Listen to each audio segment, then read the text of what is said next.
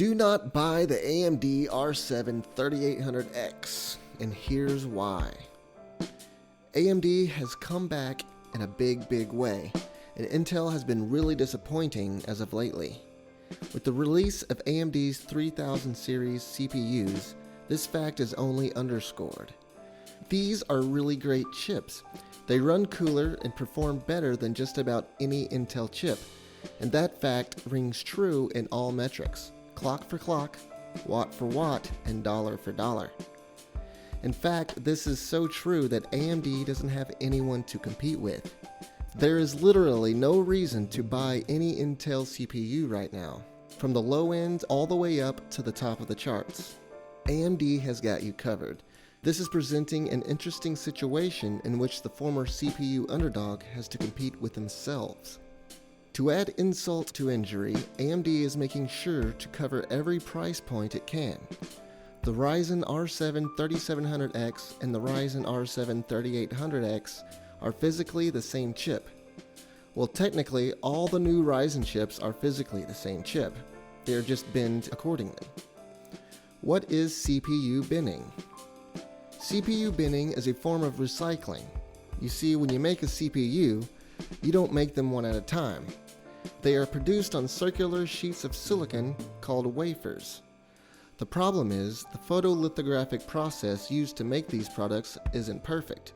And even if it was, the rooms that they are made in aren't perfect, although manufacturers certainly try their best to make them so. But one little speck of dust on a fragile CPU die, and that's that. It's over.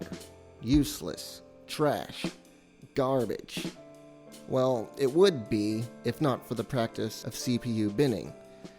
Instead of trashing these chips, which would drastically increase costs, they instead recycle them.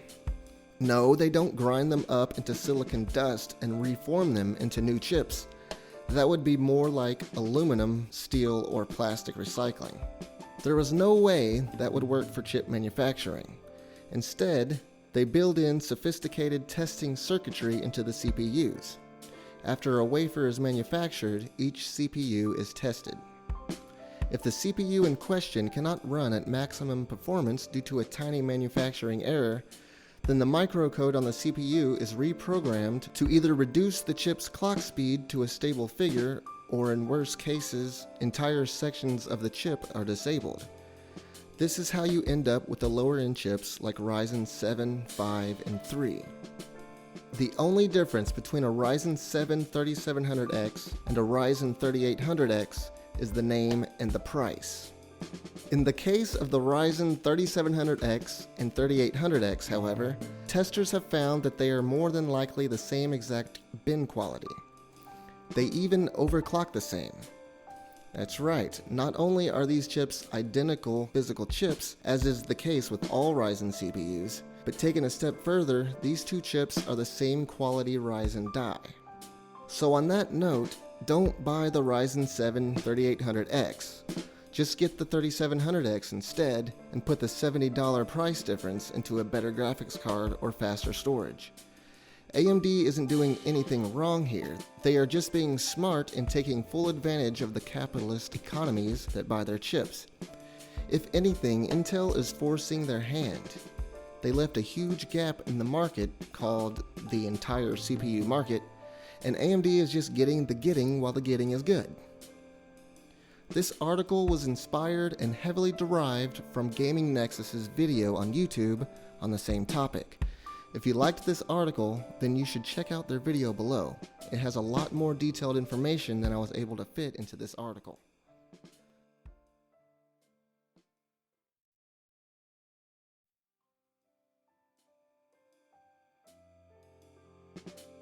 Intel has finally launched what they claim to be its 10th generation of desktop chips, known as Comet Lake S. The newish chips now have the ability to prioritize cores given a particular workload, among other key improvements. The chip giant has released several new processors, from a range of Core i3 options all the way up to a Core i9 that has a 5.3 GHz max clock frequency. This is clearly an attempt to better compete with AMD's Ryzen 3000 processors, but let's get real. Even though these chips are marketed as 10th generation parts, they really aren't. This is merely a refresh of Intel's current CPU technology. In fact, it's the 4th generation of its Skylake family of CPUs. It would be helpful if they, made something new, but we will have to settle for Skylake 4.0 for now. It's not something Intel likes to admit, but it's starting to become a real problem in their attempt to stay competitive with AMD. Shrinking the size of the transistors allows more CPU machinery to fit on a given surface area. Intel used to be able to double the transistors on its chips every year or so, but it's been stuck on 14 nanometers for almost 6 years now. AMD, meanwhile, has already moved to a 7 nanometer node, and that was way back in 2019. That's pretty bad. Not only are they stuck on 14 nanometers, but they aren't even doing that well. They are having serious problems with yields. Think about it. They have been on 14 nanometers since 2014, and they still can't get it right.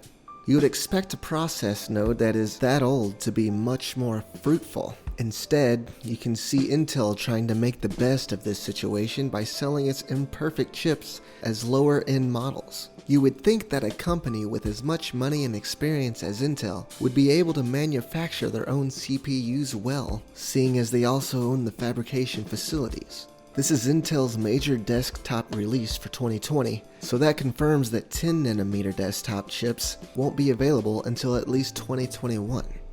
Intel is expecting their manufacturing troubles to continue, as they aren't even going for full 10 nanometer on their next generation. They are instead going to be using a hybrid design, where some parts of the chip are built at 10 nanometers and other parts use the old 14 nanometer process.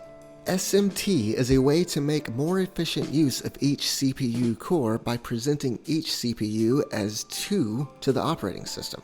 For the first time, Intel has enabled its version of SMT, hyperthreading, on all of its CPUs. In the past, this was reserved only for the company's highest-end chips.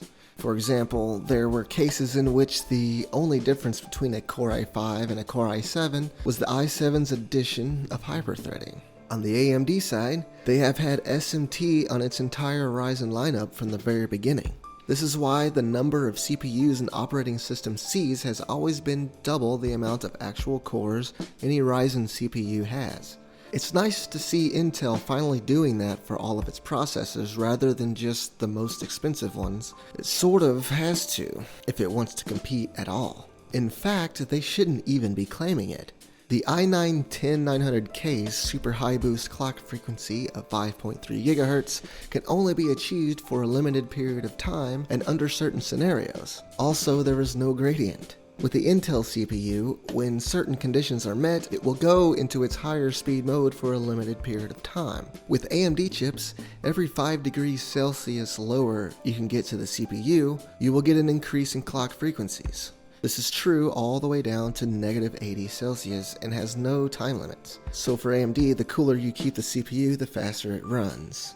Intel is pretty desperate regarding heat output of its new chips. I mean, it has to be. It's stuck on a 14 nanometer process, yet it crams more cores and higher clock speeds onto its CPUs. They are going as far as sanding down the dies for better thermal characteristics. Even still, the 10900K has a TDP, or total dissipated power, of 125 watts, but those are for its base clocks, while AMD's Ryzen 9 3900X has a TDP of only 105 watts, and AMD measures a chip's heat output at its highest frequencies rather than its base clocks.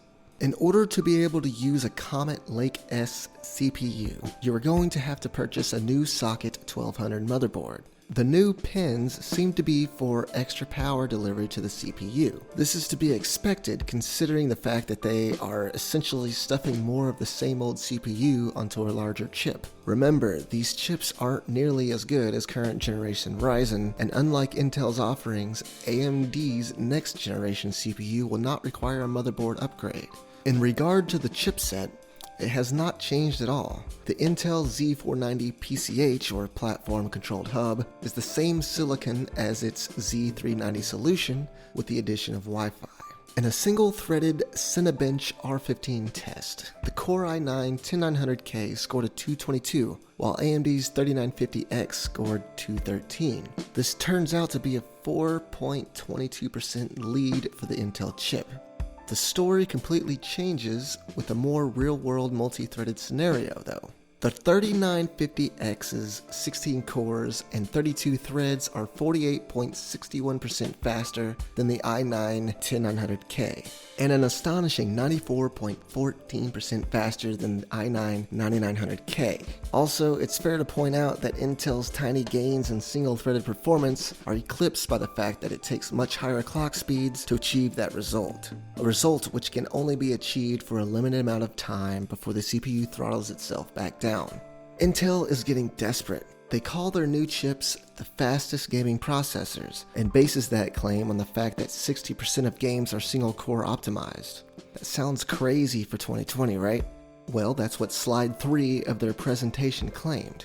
Their motive in claiming this is the fact that single-threaded workloads are the only area where the absolute top end of their new CPU lineup shines, if you want to call it that. If you are considering every game ever made, then this may be true, or possibly even undershooting. In the real world, however, when talking about modern relevant games, this is simply not the case. Any game nowadays is written to take advantage of multiple, and in some cases, many CPU cores.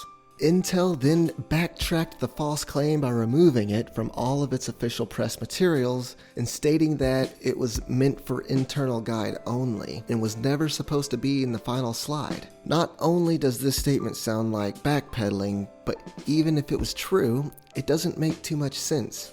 If this was indeed meant to be used as an internal guide, then there is no mystery as to why these CPUs have such poor multi-threaded performance. Intel really needs to get it together. It's clear that AMD has better engineers and a better manufacturing solution, so it's alright if Intel is having a hard time competing with them. This is to be expected, and it will drive Intel to make a better product. Remember, competition is always good for the consumer. What's not alright is Intel's skewing of benchmark results and its use of misleading marketing materials in an attempt to make its products seem better. The best solution for them, and for us as consumers, is for Intel to design a better CPU and to correct their manufacturing issues.